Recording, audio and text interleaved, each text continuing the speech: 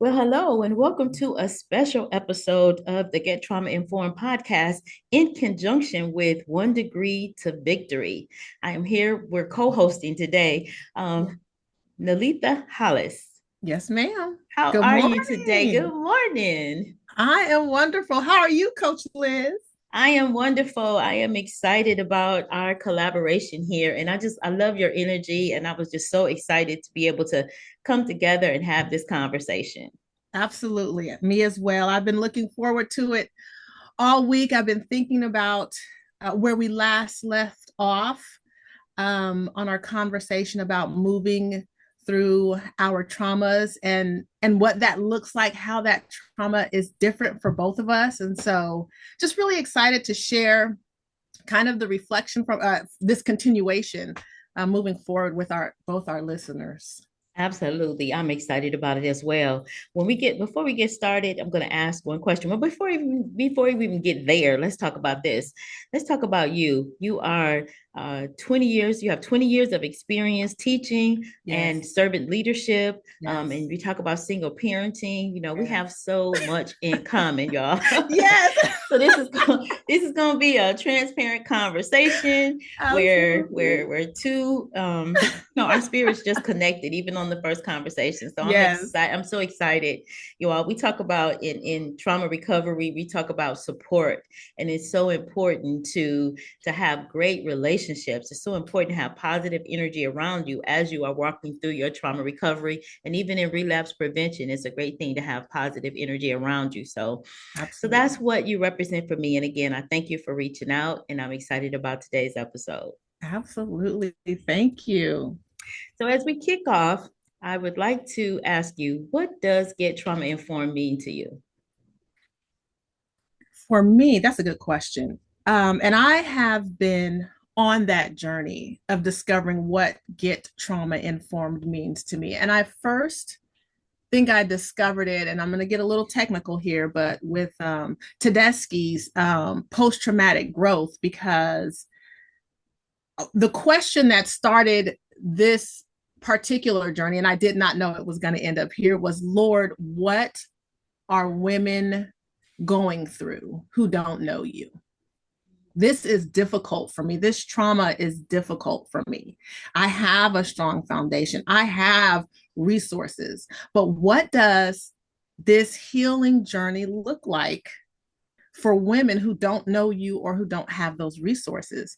And so for me, becoming trauma informed is being able to answer those questions for those women and show them really the post-traumatic growth, which is, well, it's I call it my stuff. So strength, transformation, understanding, faith, and freedom. So pulling those um self-disciplines, those disciplines together, those aspects of who you are, and bringing that all together to move forward. And so the different types of trauma, I mean, even our conversation last week, and we were discovering, the difference between the acute and the chronic traumas. And even through my training this whole week, just a deep dive into what that looks like and how that trauma is different for everyone. But you know what? The pain is still the same. Oh my And the goodness. journey to pick up the pieces, to move forward, to discover who you are when life looks messy. Yes, As yes, women, we go through that. So absolutely, that's what absolutely. finding that finding that foundation and supporting each other and encouraging and empowering each other out of and through that trauma. That's what that looks like for me. Wow, that was powerful. That was really, really powerful. You said some amazing things there. For me, getting trauma informed, it's not just the person becoming trauma informed because oftentimes we're walking through life and we're not even aware of how the trauma impacted us. We don't even understand how going forward in our life if we don't stop, because oftentimes as women we continue to move, we just move, we something happens, we get up, we move, right? And Absolutely. so oftentimes when we don't understand the impact, we suppress it.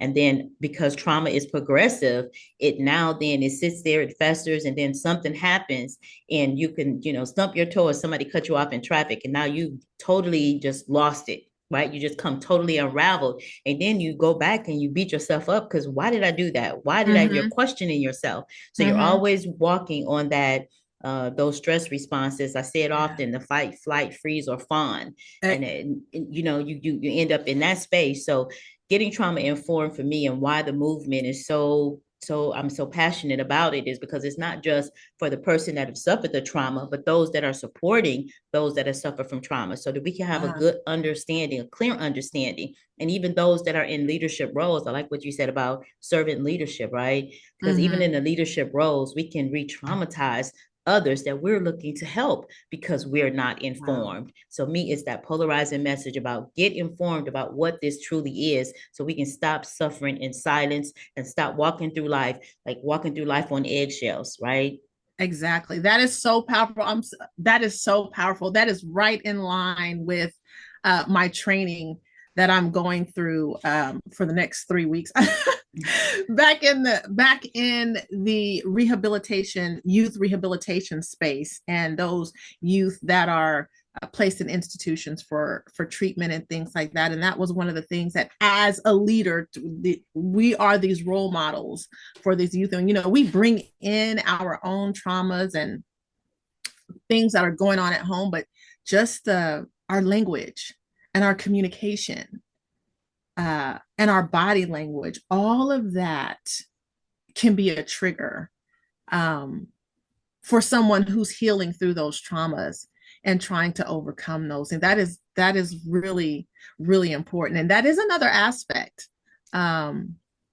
very important aspect of being trauma informed. I needed that reminder. Oh, wow, that's wonderful. And that's what we're here for, right? Iron Yeah, sharpening iron, absolutely. yeah. And when you talk about that as far as even the words, because the challenge that we have is that oftentimes, even when we become aware of the trauma, we're still afraid. It's that fear that somebody else is going to find out or somebody else is going to think less of you because I always talk about this. Trauma is not your fault. Recovery is your responsibility. So Yes. trauma not being your fault. So having the labels, even on triggers, right? You can say Mm-hmm. trigger in the regular in mainstream society. You can say trigger, and now it's a defect, right? Oh my goodness, she's Mm-hmm. super sensitive. Something's Yeah, wrong with yeah, her, what yeah, have yeah, you. And it's like, no, trauma wasn't the person's fault. So why are we shaming them because they have a trigger or because they're super, hyper vigilant yeah. or sensitive? It's like sensitive is a taboo word. You can't be sensitive. You got to be hardcore. You got to be Art. this. And it's like all of these things hinder the progression of somebody healing, somebody recovering. And I was in a conference the other week. I was in a conference, and one of the speakers, and I have to get her name because she was so powerful when she said, the difference between healing and recovery. Recovery is us going back, not just healing, but going back and recover all that has been lost, all that has been stolen. I said, oh my goodness, I'm about to jump out of the chair. Yeah. I couldn't even sit down. I said, I've been harping on recovery, recovery, recovery. And she took it just another step deeper.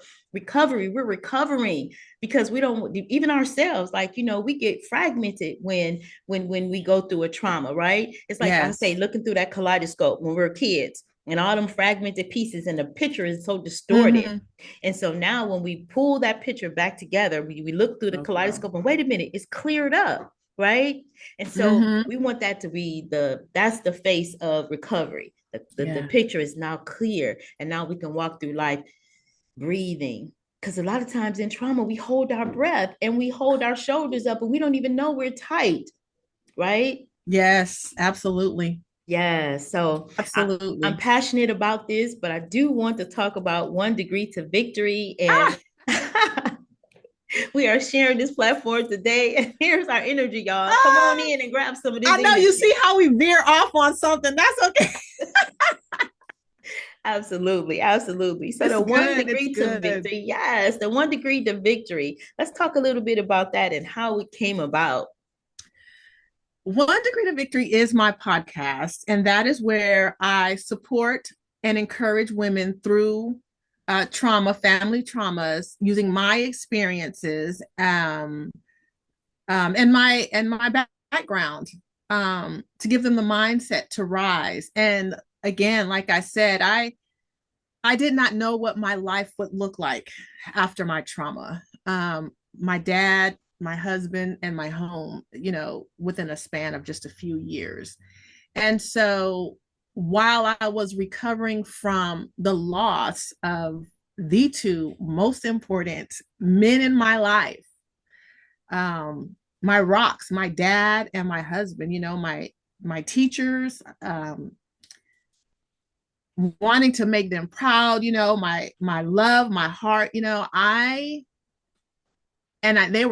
lost them within a year of one another, so very close. And so that took me for a loop. And then COVID hit, right after my husband, and then I lost my home shortly after that, through COVID. We were, God is amazing, because we were there in our home through COVID. And so we were in that safe space, and I was able to continue work. But sis, I was healing from that trauma. I was working and I was driving trucks. So that ended that education piece. But I took to the roads, and whether or not I did that purposefully, all I could see was just what you said. I need to keep going. I have 3 children that I need to care for, and my lifeline is gone. And the person who I was caring for, because I was caring for my father, I was a caregiver for him, he was gone. And so I couldn't go back into teaching. It's the middle of the school year, January. So nobody was really hiring for subs, right? So I was like, I need to do something. And I had this CDL, and I said, I'm about to get on the road. And I was healing. Oh my gosh. And I had a lot of time in silence, and a lot of time to reflect, and a lot of time to journal, and a lot of time to meditate and grow into my mind. And I asked the question, there were times I was so paralyzed.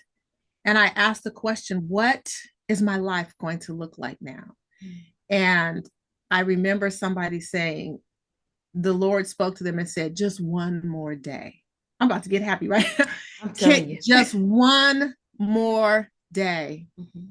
I know it's hard right now. Tomorrow may be hard, but come one more day. And I turned that day, sometimes it was minutes. Can you give me one more hour? Can I go? Can I get to this space one more hour? I can make it. Can I get here 30 minutes? So those little shifts in degrees every minute, every second is how I am here. It's how I found myself here talking with you, and healing, and in a good place, in a healing place. And so that's how 1 Degree to Victory came about. Just literally little shifts, minute to minute, hour to hour, day to day. And then those turned into weeks, and then that healing turned into months, and now here it is, 2 years into this journey. And so, not saying that the healing is complete, but my goodness, it's where I was 2 years ago is such a difference. And I did it just those small little degree shifts. And that's powerful. That's 1 Degree to Victory came out. That's so powerful, those little shifts. And you talked about the self-care in there. You talked about all of those things. These are the things that help us to recover. And that is, you talked about the meditation, you talked about the quiet time, talked about the journaling. All of those things are so very important to our recovery and to our process. And the thing of it is, it's so individual as our fingerprint. And so we have to feel what works for us. Like exercise, that works for me. It helps me to get going. It helps me every day to get going. So exercising and stretching, right? So that we can release those toxins in our body as well. So that's so powerful. And look at you today, you're glowing, and that's amazing. Yes. Yeah. And that exercise piece is so important. And we talk about trauma informed, and the weight and the pressure that carrying that toxicity around just from trauma, not necessarily, doesn't have to even be physical, but the psychosocial impact of that on your body physically Absolutely. is, really detrimental. And we as women, as single women, especially, like you said, we just want to go, go, go, but it's okay. It's so okay to step back and Yes. tiptoe through the mess and take your time. You Take don't, your time, one thing at a time. It's like not yeah, just trying to just blinders on and just diving in, because we yeah. have to understand that trauma is progressive, even though you may not feel it in the moment, but you're making a decision. And we don't even realize how we go through life in this, kind of on autopilot. And so Mm-hmm. we're making those autopilot decisions, life changing, life altering decisions based off of only a fraction of us, because part of us is Absolutely. still sitting in that seat of trauma.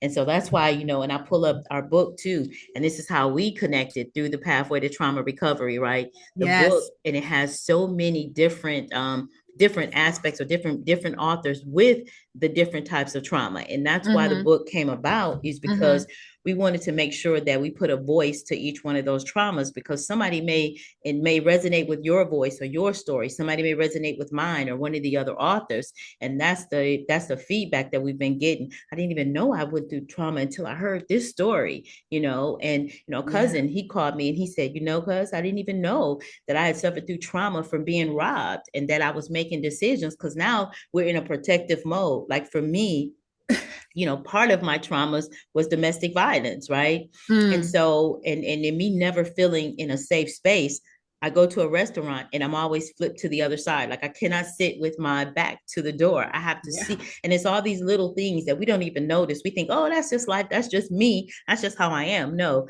we don't come here with those hyper vigilant ways of moving. We don't come with that. Everything is fear, right? And I think Mm-hmm. that's Mm-hmm. that's the thing. When people to get trauma informed means that you understand that you're walking through life and you see a person that's all made up and you think they have it all together, but on the inside they are suffering in silence. They have their hand on that trigger, that fight, flight, fear, or freeze mode, right? They have their Mm-hmm. hand on that button consistently. Can you Constantly. imagine what that feels like? And then on the other side of recovery, your shoulders are no more relaxed. You're now able to sleep. You're able to, get through, like I said, a whole night's sleep without waking up in a sweat or a fog or Yes. Yes. a fear or tremors. And so this is what, painting that picture, and my desire is that the more people hear it, the more people understand it. And then if you look at it, with the CDC saying 70 to 80% of the population have suffered Have trauma, suffered we don't trauma. know how that trauma is going to affect the individual, because a person can come from a nurturing environment. And, we talked about this acute trauma, versus like for me, complex PTSD, right? We talked Mm-hmm. about that. Mm-hmm. So a Absolutely. person can suffer some type of a trauma, and depending on what type of a environment they were raised in, if they were raised in a safe environment, then they may be able to recover a little bit quicker. For somebody Mm-hmm. that's been through trauma after trauma after trauma, unresolved trauma, that may be the straw, that broke the camel's back. So it just depends. And for us to be more aware, and for society to really jump on board and say, hey, we have these massive shootings, we have these issues, and there were warning signs along the way, but nobody addressed those warning signs. Nobody. Nobody addressed it, and therefore we weren't able to prevent some of the horrific things that have happened from it. But we go right back down to unresolved trauma, or even from Yes. from bullying. We have a story in the book. One of the authors talk about how that was such a tremendous issue, was bullying. So there's so many things that I think go unaddressed, and if we can continue to have these type conversations, and people can become more aware, then we can address our children that may be going through some struggles that we did not see, because life was life, and if you will. Yeah, yeah. There was a lady in my training who talked about that, and she said, "Why am I 57 and just realizing my trauma?"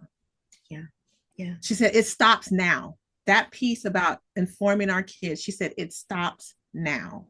Like, I don't want my kids, I don't want my grandkids to go through life and um, being the way I was, and she knew how she was, kind of a little bit like me, like, how you're. Right. So, Yeah, yeah, yeah. and it's like she didn't, she thought it was normal. It was normal for her. That's it too. It was Yeah. normalized. And it's Yeah. like, that's not a healthy, even though that's your normal environment, nobody's negating that. It's not healthy for you. And you cannot grow. Yes. You cannot Yes. heal and you cannot move forward um, hanging on to that trauma. You know, Right, you just, right. Being yeah, stuck, because that's what it yeah. is, just a being stuck. And then we say, oh, that's just how she is. How many times have we said that about somebody that's, that's mean, that's just how she is. Or that's no, something poor that I say, babies come into the world, we're babies, right? This Mm, whole little baby, and without all of these, all of these challenges or traumas or life, anything yeah, like that, right? So we yeah, all so we all start out that way. So, oh, she's just that way. Oh, that's just a part of her personality. No, we weren't here. We weren't born here to be mean towards one another or to be, so like anger, just full of anger, full of hostility, full of rage. That is some trauma that has happened that have caused you to be that way. And when you understand it, you say, I don't want to be that way anymore. I've heard people say, I don't want to be that way anymore, but they don't understand what needs to happen. And we talk about the cycle of addiction. Even emotion can be an yes, addiction. So there's a yes, cycle of addiction, and oftentimes we are going into unhealthy habits to anesthetize the pain. We're going into we don't even understand that the unhealthy habits can be sexing, it can be gaming, it can be pornography, it can be anything that's in excess that you have this mental desire, this whole craving for. Okay, and ruminations. exactly Mm-hmm, all of these mm-hmm, unhealthy habits. mm-hmm. So this Get Trauma Yeah. Informed movement is huge. It touches everybody because if we're not suffering through trauma ourselves, we're supporting somebody that have gone through trauma, or we run into somebody. And there was an instance that when I went to my class reunion, I did a whole podcast on the class reunion because I was holding so much trauma in when I was younger, from trauma. Like I said, my trauma started from the womb, Mm-hmm. and it because I was a product of domestic violence. So my mom was suffering abuse and domestic violence while I was in Oh. womb. And Mm-hmm. so all the way up. And then, in my stories, I talk about, witnessing violence, violent stabbing against my mom from her estranged husband when I was 3 years old. Again, more Mm-hmm. unresolved trauma. So it just continued. And so through high school, I was this quiet person, but I did not interact with people because I was trying to be safe, you Mm. know? So I was trying Yes. to be safe in school. So as I continued to move forward, I was the quiet one, So as we went to our class reunion, it was our 40th reunion. And my daughter, she told me, she said, Mom, you just rewrote your whole story. Because long story short, my daughter helped to like glamorize me for this whole 40th reunion. And I went and I had so many stories of how people saw me back then. They said, you were beautiful, but you were quiet. I thought I was the ugly duckling. That's why I thought Oh. nobody was talking with me, but it was because I was in this safe, protected mode. I had the time of my life. It rewrote my story. It helped me to feel even more confident. And that's why I say, even, as we're working through our podcast and writing our books, and if you suffer from trauma, there's safety precautions that we will need to put into place so that we don't relapse, because Yeah. that was my reality until my 40th reunion when they rewrote the story for me. And it was just Yeah. absolutely incredible and amazing. So that's why, Yeah. again, it's very important for us to understand and recognize unresolved trauma, because we're looking at things through a trauma lens, and that Yeah. picture is distorted. Yeah, exactly.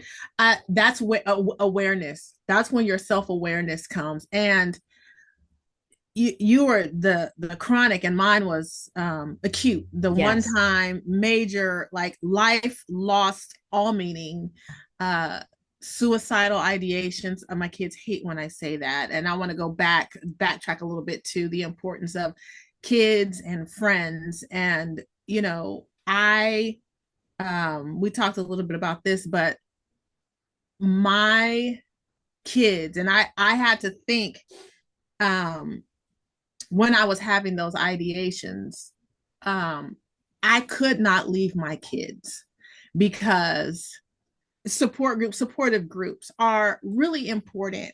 And for me, when I was having those ideations, and you said you felt ugly because you were trying to be in a safe space. You don't want anyone to talk to you, unattractive.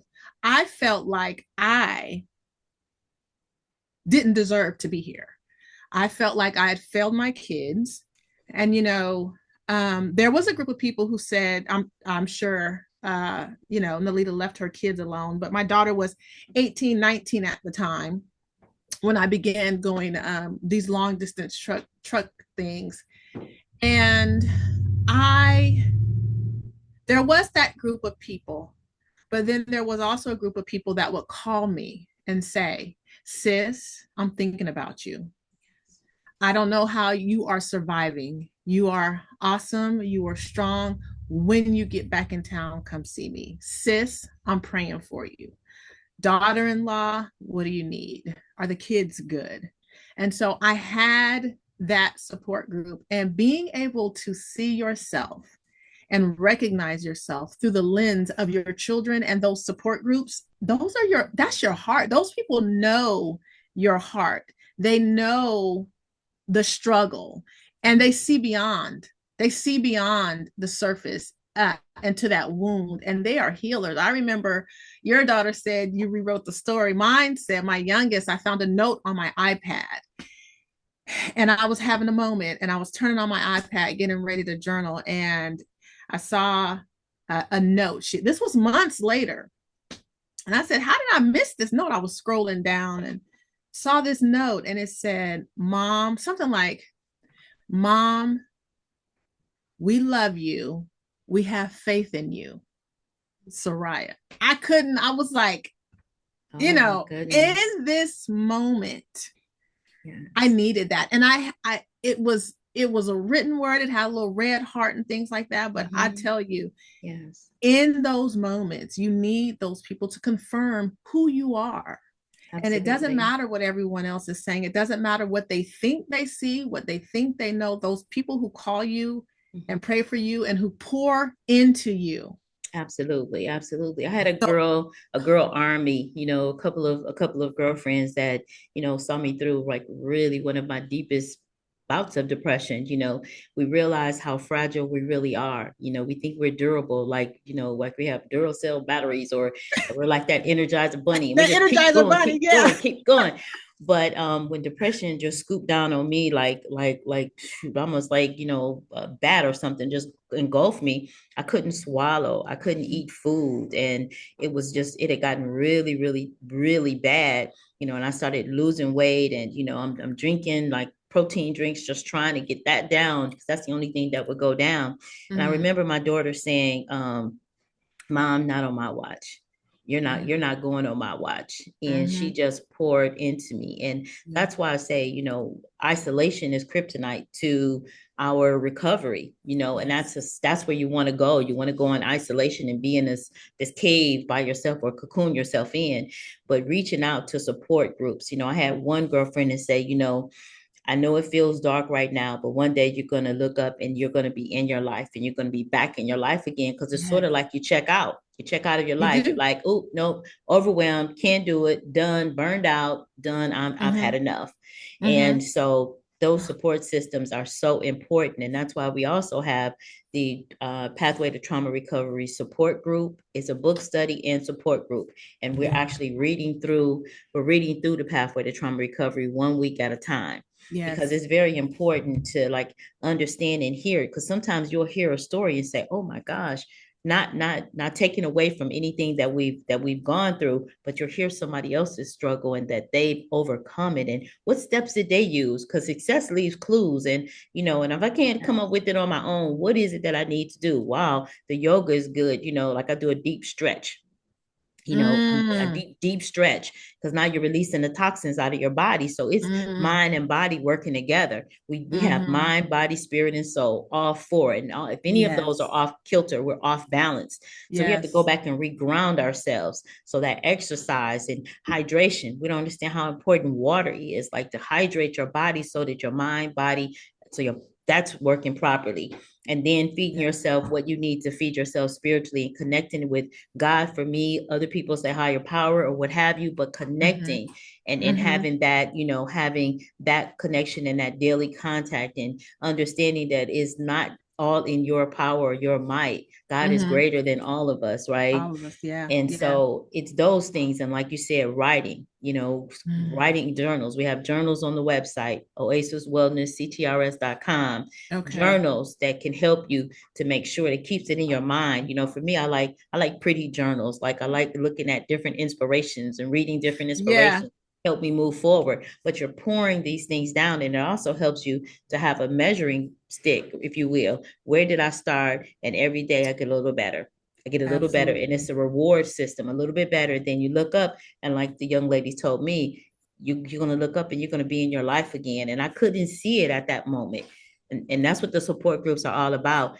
Somebody else carrying you, really, if you will, until Mm-hmm. you can see it for yourself, or seeing it for you, seeing the best in you, seeing how great you are, seeing your purpose. Mm-hmm. And then moving forward with that. So support is absolutely necessary. Yeah. You know what was worked for me? Mm-hmm. Gratitude, because I was OTR. Mm-hmm. I tell you, I had to learn gratitude Mm-hmm. because I I had done what I wanted to do. I had taught, and here it was. I was teaching and all that, and then I was like, all this stuff that I built, this life I built, is gone, Mm-hmm. and I couldn't look around and find anything to be thankful for. And that grumpy, always angry person, I was turning into that. Mm-hmm. Coach Liz, I did Yes. not like that person that I was Mm-hmm. seeing at times. And I would hear myself, like you said, flip out. Mm-hmm. I would just go off on just the craziest thing. And I said, I've got to stop that, because um, I could feel me losing what little bit of my soul and spirit, really. And Mm-hmm. really, it was my spirit. Mm-hmm. I, I was losing that spirit, of who I was. And I was who I was because I was basing my identity on my accomplishments. That's a Mm. big, I know, big no no. Big one. Big Yes. no no when you're coming through trauma, and any time, but specifically trying to heal and grow through trauma. You look around and you say, I don't have this, I don't have that. Oh, And wait. it Yes. just accumulates. Mm-hmm. And so I was doing that Mm-hmm. and angry at everybody else Mm-hmm. because I lost so much. And so I began to I don't know who, it was a story. It was a story. A pastor told a story, and I won't go into it. But at the end, it was a preacher who came and described a young lady. And the young lady was like me. She had had family and friends. She had been successful. She had traveled. And the pastor said at the end of the story, it's a shame. You didn't get to do all these things. And so she looked at him and she said, well, life, after he took her through this thing, life hasn't been so bad to me after all. And she got down off Mm. that ledge. There we And go. that story sparked something in my mind. Mm-hmm. And I Mm-hmm. never had another thought, another suicidal ideation, because I was like, oh, Lord, I have Yes. friends. Despite what it looks like now, I Right. have people that care and call me every day. I Mm-hmm. have traveled. The job that I was in allowed me to travel. When I was in Detroit, I had a professor who said, let's go to Canada. Let's read some of your poetry. So I've traveled. I've been to cruises on cruises, and I have, education and all these things. I've done the things I wanted to do up until that point in my life. And I began to find gratitude. It's And amazing. gratitude changed my life. Now, I'm not saying that I just woke up every day and was hunky Mm-hmm. dory, because I still didn't have, I was still at a place, but that was the catalyst for me on my journey. It was understanding that I don't have these things Mm-hmm. that your identity was based in, Nelieta, Mm-hmm. but you have a whole life ahead of you. And that's not, Yes. your teaching is not who you are. That teaching is the passion that manifested for what you wanted to do, your passion to help others, your passion to support, your passion to encourage. I've been doing that since I was a teacher's aide in high school. Mm-hmm. that looks like that. That was the vehicle through which I carried that passion out. And so I had to not say, like, oh my God, I'm not a teacher anymore, and say, you are a loving, caring, compassionate person. Gratitude. Wow. Thank you So for many, so many nuggets in there. That oh, was so beautiful. I'm oh sure that's going to gosh. resonate. So resonated with me just as a reminder of being grateful and having gratitude. And I thought about that, I said, man, look at all of the things that you have accomplished, not focusing on, well, I haven't done this by this age, or we put those restraints on ourselves, like, well, I haven't done this or I haven't done that. Now, Absolutely. now, how has trauma empowered and inspired you? Oh, girl. Listen, remember that stuff? I have a little webinar. Where's my stuff? And that is my empowerment, strength transformation. Where's my strength lie? What is my transformation going to look like? What do I understand now about myself and my relationships? I strive for these things every day. Where am I going to pull my strength from? Am I going to be transformed, or if someone else, am I going to transform someone else? Who's going to impact my life transformation? Understanding again those relationships. My faith um, is very important to me. Rock solid. It shook during that moment, right? Rock solid though. And then finally, freedom. And I know you would think that faith would be more important or whatever, but I tell you, when you are walking in freedom after you have been like both of us suffered, Yes. enveloping in depression, battling suicidal ideations, not being able to eat whether we want to or not being able to get up out of our beds. Yes. My freedom is important. My Yes. freedom is important to me to be and it really, my freedom is just, I can get up and go about my business today, I can. free from those thoughts, free from that pain, free from the encumberments. And so I relish my stuff. I carry My that goodness. with me all the time. Yes. Yeah, where's Yes, my yes, stuff? yes. I'm gonna bring that out. I'm working on that to try to get that out and make that a course or a class or a webinar or something. But that for me is, and it is based off of Tedeschi's post-traumatic growth, his 5 pillars. But Okay. that is the way that I incorporated into my life. This is my stuff that I need daily. Yes. That's so So good. That is so, so good. So good. So is there anything that you wanted to bring out today before we start to wrap up this episode? I think it's, one thing I did I want to mention. We've just gotten picked up by the Soul Emporium WJBJ radio. And it's so amazing. And they are one of our sponsors. So it's a Soul Emporium and it's WJBJ. And I am so excited to announce that. So you'll be able to hear our podcast on all the major podcasting platforms, but you also be able to get us by downloading the app. And we're going to put that in the show notes and the description. But we are now proudly sponsored by the Soul Emporium. And I am that so excited is about that. awesome. That is awesome. Congratulations. Thank you. Thank you.